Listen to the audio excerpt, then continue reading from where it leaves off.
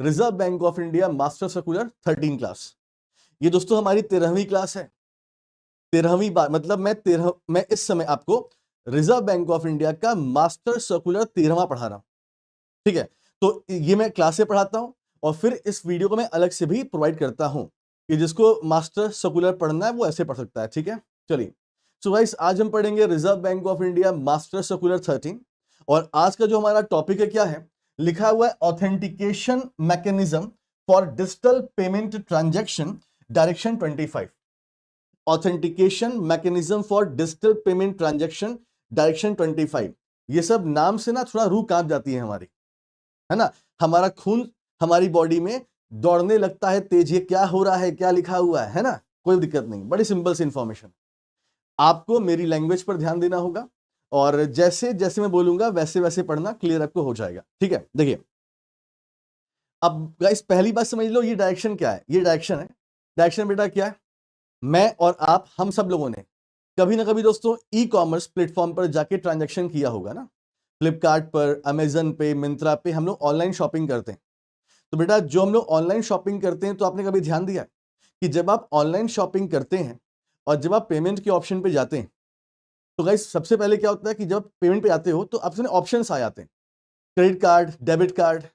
तो मैक्सिमम हम लोग डेबिट कार्ड पे क्लिक कर देते हैं। तो बेटा जब हम डेबिट कार्ड पे क्लिक करते हैं तो हमसे पूछता है सीवी, पूछता है सीवी क्या हुआ है ना इसका। तो बेटा वो हम डालते हैं। यानी ये क्या है, ये बेटा आपका है फैक्टर ऑफ ऑथेंटिकेशन। यानी कहने का मतलब ये आपके पेमेंट को सेव करने के लिए होता है। तो आपने अपना कार्ड नंबर डाला, तो बेटा फिर क्या होता है, आपसे पूछता है सीवीवी क्या है इसका, है ना। आपने वो डाल दिया। तो बेटा जब हम सीवी डाल देते हैं फिर क्या होता है, फिर दोस्तों हमारे पास ओटीपी आता है और फिर बेटा क्या होता है, हम ओटीपी डालते हैं। तो एक बार हमने दोस्तों सेफ्टी के लिए क्या डाला, सीवीवी, और बेटा दोबारा फिर क्या हुआ, हमने सेफ्टी के लिए डाला ओटीपी।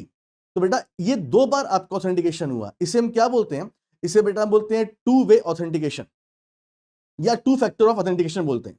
यानी ये आपके पेमेंट को सेव करने के लिए होता है दोस्तों ना। जैसे फॉर एग्जांपल अगर मान लीजिए आपसे ओटीपी ना पूछता फॉर एग्जांपल, अब बेटा मान लो किसी ने कार्ड चोरी कर लिया आपका, किसी ने कार्ड चोरी कर लिया। अब उसने कार्ड चोरी कर लिया, वेबसाइट पर गया दोस्तों, उसने आपका कार्ड नंबर डाला, सीवी डाला, पेमेंट हो गया। और ऐसा पहले होता था स्टार्टिंग में, वो पहले की बात है। तो बेटा इसीलिए फिर क्या गया, ओटीपी डाला गया कि ओटीपी डालने से क्या होगा कि भाई आपके मोबाइल पर या आपके मेल पर आता है, ओटीपी आता है, वो आप देखते हो, डालते हो। ये टू वे फैक्टर है दोस्तों, ताकि आपका पेमेंट सेफ रहे। तो इसी की बात रिजर्व बैंक ऑफ इंडिया यहां पे दोस्तों कर रहा है। ठीक है, आइए बात करते हैं आपसे, ये क्या दोस्तों बात हो रही है। तो आई होप कि हम क्या पढ़ने वाले हैं वो आपको क्लियर यहां पर हो चुका होगा। तो रिजर्व बैंक ऑफ इंडिया इसमें क्या बोलने वाला है, आइए बात करते हैं आपसे। देखिए गाइस यहां पर क्या बात हो रही है, Reserve Bank of India allow risk based check in new digital payment guideline. Heading से कुछ क्लियर में नहीं हो रहा है ना, हेडिंग पर हमें ध्यान देना। ठीक है, ध्यान भी देना, आगे बढ़ते हैं। चलिए अब दोस्तों क्या इंफॉर्मेशन है वो देखिए। सबसे पहली इंफॉर्मेशन जो हमें कैसे पढ़ना है, लिखा हुआ है कि Reserve Bank of India has finalise authentication mechanism for digital payment transaction direction 25। ये नाम रट्टा मारना पड़ेगा हमें दोस्तों। तो रिजर्व बैंक ऑफ इंडिया ने कौन सा अपना अभी एक डायरेक्शन दिया है, तो नाम आपके सामने लिखा हुआ है। तो ऐसे नाम को ना एक साथ में पढ़ा करो, इसे टुकड़ों में डिवाइड किया करो। कैसे, ऑथेंटिकेशन मैकेनिज्म, ऑथेंटिकेशन अपना पहला फोकस, ऑथेंटिकेशन मैकेनिज्म, ये पहले ये पढ़ो, ठीक है इतना। For digital payment transaction, authentication mechanism for digital payment transaction direction 25। ऐसा होता है, साइकोलॉजी हमारी होती है, हम एक साथ नाम पढ़ते हैं भूल जाते हैं। तो पहले क्या, authentication mechanism for digital payment transaction direction 25 को लेकर रिजर्व बैंक ऑफ इंडिया आया है। तो ये नाम पहले आपको पढ़ना पड़ेगा। ठीक है, अब बेटा क्या बोल रहे हैं, which will come into force from 1 अप्रैल 26। तो ये कब से लागू होगा, 1 अप्रैल 26 से। यहां से आपके एग्जाम में क्वेश्चन दोस्तों बन सकता है। यानी रिजर्व बैंक ऑफ इंडिया जो ये डायरेक्शन लेकर आया है, ये 1 अप्रैल 26 से लागू हो जाएगा। ठीक है, अब बेटा क्या बोल रहे हैं, under these guidelines all digital payment in India will need to satisfy two factor authentication. दोस्तों ठीक है, एक बात ध्यान देना, यहां पर जब भी हम डिजिटल पेमेंट्स की बात कर रहे हैं तो हम ई कॉमर्स की बात कर रहे हैं। तो रिजर्व बैंक ऑफ इंडिया ने बोला है कि भाई 1 अप्रैल 26 से हमारे देश में कोई भी ऑनलाइन ट्रांजैक्शन होगा तो वो हमेशा क्या होगा, वो हमेशा टू फैक्टर ऑथेंटिकेशन पे दोस्तों होगा। अब क्या मतलब होता है टू फैक्टर का, मैंने पहले एक्सप्लेन कर दिया आपको कि जब आप लोग ऑनलाइन ट्रांजैक्शन करते हैं प्लेटफॉर्म पर तो पहले आप क्या करते हैं, अपना कार्ड वार्ड नंबर डालेंगे। तो बेटा क्या होता है आपसे पहले क्या पूछता है, सीवी पूछता है आपसे। जब बेटा वो आप डाल देते हो फिर क्या आता है, फिर ओटीपी आता है बेटा। तो इसी को तो एक बार आपने क्या डाला, सीवीवी, और दोबारा बेटा क्या डाला आपने, ओटीपी। तो ये टू फैक्टर ऑथेंटिकेशन की हम बात दोस्तों कर रहे हैं। क्लियर है? आगे देखिए, अब गाइस यहां पर क्या बात हो रही है, देखो तो टू वे फैक्टर का मतलब मैंने यहां समझाया भी है। फर्स्ट फैक्टर दोस्तों, समथिंग यू नो, जैसे फॉर एग्जांपल भाई, जैसे फॉर एग्जांपल बेटा क्या होता है, जब आप कुछ ट्रांजैक्शन करते हैं तो जैसे आपसे क्या पूछता है, कार्ड नंबर पूछता है या सीवी पूछता है, ये सब बेटा क्या है, ये सब, या पासवर्ड पूछता है। ये आपका पहला फैक्टर दोस्तों होता है। दूसरा, फिर दोस्तों जब आप ये कर लेते हो तो बेटा फिर आपके पास ओटीपी आता है। हाँ, आजकल तो फिंगरप्रिंट और आपका बायोमेट्रिक भी चलने लगा है, फेस वाला। मैंने आपको पढ़ाया भी है फेडरल बैंक के बारे में इंफॉर्मेशन। हालांकि ये बहुत कम है, अभी ये बहुत कम है, अभी ये चीजें बहुत कम है। तो बेटा टू वे फैक्टर कैसे होता है, तो मैंने आपको फिर से मैं एक्सप्लेन कर दे रहा हूं, और आप लोगों ने देखा भी, आप लोग करते भी हो। जब आप लोग ऑनलाइन ट्रांजैक्शन करते हो दोस्तों, अपना कार्ड वार्ड नंबर डालते हो तो आपसे पहले पूछेगा सीवीवी जो यहां लिखा हुआ है, फिर दोस्तों आपसे क्या पूछता है, ओटीपी पूछता है। हालांकि कुछ ही बैंक हैं जो बेटा और अपग्रेड कर चुके हैं, जो कि आपका फिंगरप्रिंट या फिर आपका फेस मांगते हैं, तो वो कुछ ही बैंक हैं करते हैं, ठीक है।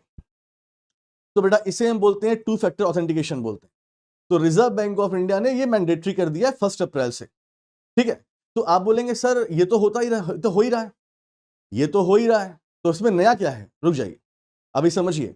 तो रिजर्व बैंक ऑफ इंडिया ने क्या बोल दिया कि 1 अप्रैल 26 से अब ये मैंडेटरी है, हर तरह की पेमेंट कंपनी, हर तरह के बैंक को ये काम करना पड़ेगा, ठीक है। अच्छा रुक जाओ, अब देखो अब क्या बोल रहे हैं दोस्तों, अब रिजर्व बैंक ऑफ इंडिया ने इसमें एक चीज और इंक्लूड कर दी है। क्या, देखो क्या बोल रहे हैं, at least one of the authentication factor must be dynamic, मतलब यूनिक और changing for each transaction, for example an OTP. अब बेटा ये क्या बोल रहा है, देखो तो रिजर्व बैंक ऑफ इंडिया ने इस डायरेक्शन में क्या बोला हुआ है, रिजर्व बैंक ने बोला हुआ है कि हमको पता है कि हमारे देश में बहुत सारी कंपनी, बहुत सारे बैंक टू फैक्टर ऑथेंटिकेशन करते हैं, लेकिन इस टू फैक्टर ऑथेंटिकेशन में आपका एक फैक्टर ऐसा होना चाहिए जो यूनिक हो, यानी जो हमेशा चेंज होता रहे, जो हमेशा चेंज होता रहे दोस्तों। मतलब देखो फिर से मैं बताऊं, जब दोस्तों आप जाते हो ई कॉमर्स प्लेटफॉर्म पर, आप बेटा कोई शॉपिंग करते हो, तो बेटा जब आप पहला फैक्टर डालते हो सीवीवी, तो वो तो हमेशा सेम ही रहता है, वो चेंज तो होता नहीं है बेटा। सीवीवी हो गया, कार्ड नंबर हो गया, ये सब तो चेंज होता नहीं रहता है। हाँ, लेकिन दोस्तों जब आप वो पुट करते हो तो आपके सामने आता है ओटीपी, जो बेटा आप डालते हो। अगर मान लो ट्रांजैक्शन आपका गलत हो गया, फेल हो गया, अगर मैंने दोबारा किया तो बेटा दूसरा ओटीपी आता है फिर, यानी जो ओटीपी आता है बेटा वो क्या होता है, वो यूनिक होता है, वो चेंज होता रहता है। तो यही बोला आरबीआई कि आपका एक फैक्टर फिक्स होना चाहिए और एक फैक्टर यूनिक होना चाहिए, मतलब कॉन्टिन्यूअस चेंज होते रहना चाहिए ताकि सेफ्टी बनी रहे। तो देखो अब यहां पे क्या है, यहां बोलोगे सर ये तो होता ही रहता है ना भाई, हम जानते हैं कि ओटीपी हमेशा नया आता है, तो सर वो तो यूनिक है ही है, तो उसमें नया क्या है। देखो यही बेटा क्वेश्चन मैंने पूछा कल चैट जीपीटी से। मैंने क्या पूछा, मेरा क्वेश्चन ये है कि अगर सेकंड फैक्टर में ओटीपी आता है तो ओटीपी तो हमेशा चेंज होता रहता है, तो भाई ये तो होता ही है, तो इसमें नया क्या है फिर। तो मैंने पूछा चैट जीपीटी से नया क्या गाइडलाइंस में है, ठीक, इसमें नया क्या है। देखो तो बेटा, तो चैट जीपीटी ने क्या मुझसे बोला, देखो लिखा है बहुत ही सही डाउट है आपका। हाँ, ये बोल रहा है डाउट बहुत सही है आपका। ये बोल रहा है कि देखो पहले क्या था, आरबीआई सिर्फ टू फैक्टर ऑथेंटिकेशन की बात करता था, ठीक है। टू फैक्टर मतलब आप अपना कार्ड डिटेल डाल दो। अच्छा यहां लिखा है यूपीआई पिन, लिखा है दोस्तों, यहां पे लिखा है यूपीआई पिन। देखो आजकल गाइस क्या हो गया है, आजकल आप जब ई कॉमर्स पे जाते हो तो बेटा आजकल आपके प्लेटफॉर्म पर, मतलब जैसे आप फ्लिपकार्ट पे गए या अमेजन पे गए पेमेंट के ऑप्शन में, तो बेटा आजकल वहां पे यूपीआई का भी ऑप्शन मिलता है। तो आप बोलेंगे सर यूपीआई में कहां टू फैक्टर होता है, क्यों नहीं होता टू फैक्टर। पहले सबसे पहले आपसे आपका यूपीआई आईडी पूछता है, तो पहले आप लोग आईडी डालते हो बेटा। जब आईडी आप डालते हो तो वो पहले सर्च करता है कि आपका सही आईडी है कि नहीं, फिर वो ऑथेंटिकेट करता है हाँ सही है, फिर वो आपको बेटा भेजता है आपके एप्लीकेशन पे क्या रिक्वेस्ट भेजता है। तो वहां पर आप दोबारा पिन डालते हो ना, पिन डालते हो नहीं डालते हो? तो बेटा वहां भी आपका 2 फैक्टर तो है ही है। फिलहाल देखो मुद्दे की बात करते हैं। तो ये क्या बोल रहे हैं कि मतलब कार्ड डिटेल डाल दिया आपने और एक ओटीपी या पासवर्ड डाल दिया, हाँ, लेकिन ये गारंटी नहीं थी कि सेकंड फैक्टर हर बार डायनेमिक हो। तो ये क्या बोल रहे हैं कि आपको क्या लगता है, मतलब ये मुझे बोल रहा है कि आपको क्या लगता है कि हर कंपनियां फॉलो करती हैं? ये क्या बोल रहे हैं, कुछ बैंक हैं या एप्लीकेशन दोस्तों हैं जहां पे एमपिन को ही सेकंड फैक्टर मानते हैं, जैसे मेरा एक्सिस बैंक का एप्लीकेशन। ये बहुत सही बात हो रही है। तो ये बोल रहे हैं कि हाँ, कुछ कंपनी कर रही है, आज हम मान रहे हैं कि मतलब आपने ओटीपी डाल दिया, सॉरी आपने पहले फैक्टर में आपने अपना कार्ड नंबर डाल दिया या सीवी डाल दिया, दोबारा ओटीपी आता है, ओटीपी हमेशा डायनेमिक होता है और चेंज हो जाता है, सही है। लेकिन कुछ ऐसे लोग हैं दोस्तों जो कि एमपिन पर ही काम कर रहे हैं। एमपिन का मतलब, मैं अपना एग्जांपल देता हूं दोस्तों, मेरा एक्सिस बैंक का मोबाइल एप्लीकेशन है, ठीक।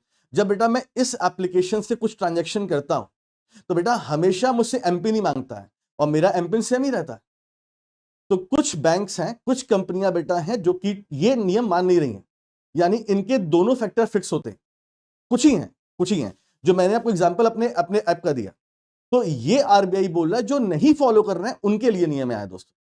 आई होप गाइस कि अब आपको इंफॉर्मेशन थोड़ी क्लियर हो गई होगी मैं क्या बोलना चाह रहा हूं, या रिजर्व बैंक ऑफ इंडिया क्या बोलना चाह रहे हैं। क्लियर?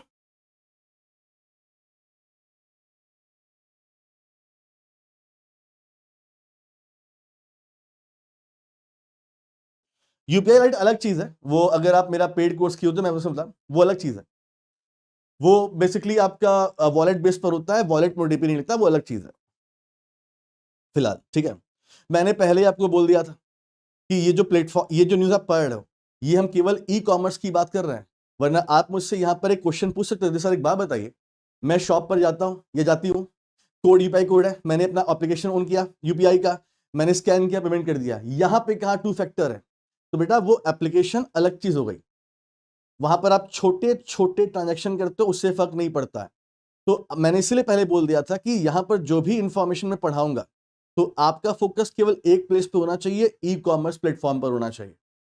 अगर आप सोचो कि यार एप्लीकेशन मेरे पास है, हम दुकान पे जा रहे हैं, वो अलग केस हो गया, कि अलग केस है।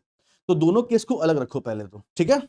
चलिए, तो यहां पे दोस्तों हमने एक इंफॉर्मेशन आपको समझा दिया, आगे बढ़ते हैं भाई लोग। अब देखिए क्या बोल रहे हैं। अच्छा, इसमें एक पॉइंट और बोला गया। अब बेटा इसमें एक पॉइंट क्या बोला गया, देखो, for the latter card issuance must implement mechanism by, अच्छा ये बेटा क्या बोल रहे हैं, देखो ये बेटा क्या बोल रहे हैं कि टू वैलिडेट इंटरनेशनल ट्रांजैक्शन, ठीक है, where the card is not physically, अच्छा ये यहां पे एक टर्म है, यहां पर एक टर्म है, card is not physically present. इसका बेटा मतलब क्या होता है? तो ऐसे टर्म्स हमें डरा देते हैं। भाई कुछ नहीं है, जहां पे कार्ड आपका प्रेजेंट नहीं हो, देखो कार्ड कहां पे प्रेजेंट होता है बेटा, तो बेटा कार्ड आपका प्रेजेंट होता है ऑफलाइन में। जैसे मान लीजिए आप एक शॉप पर गए, आपने कोई शॉपिंग की, आपके पास डेबिट कार्ड है, आपने सामने वाले को दिया, डेबिट कार्ड दुकानदार ने स्वैप किया, पेमेंट हो गया। तो कार्ड प्रेजेंट ऑफलाइन में होता है, कार्ड नॉट प्रेजेंट ऑनलाइन में होता है। जैसे फॉर एग्जांपल मैंने अभी आपको फ्लिपकार्ट का एग्जांपल दिया, अमेजन एग्जांपल दिया, या आप लोग बैंक का फॉर्म भरते हो ऑनलाइन, या ऑनलाइन काम करते हो ना, तो वहां पे कार्ड नॉट प्रेजेंट लिखा, मतलब वो उसका मतलब होता है। तो ये वही बात बोल रहे हैं, देखो तो कैसे हमें गुमराह करते हैं, ऐसी लैंग्वेज यूज कर लेंगे आप गुमराह हो जाओगे, अरे ये क्या हो गया। देखो ये कुछ नहीं है दोस्तों, ये बेटा बोल रहे हैं कि जो ये नियम आया है टू वे फैक्टर वाला, ये हमारे देश में कब से लागू होगा? 1 अप्रैल 26 से लागू होगा। लेकिन दोस्तों in case of the cross border, मतलब अगर बेटा आप भारत से बाहर आप पेमेंट करते हैं, भारत से बाहर कोई यूएस में कोई ई कॉमर्स पोर्टल, आप वहां शॉपिंग कर रहे हो फॉर एग्जांपल, तो बेटा अगर हम इंटरनेशनली बात करेंगे तो ये बेटा नियम लागू होगा अक्टूबर 1 26 से, यही बस यही बात है।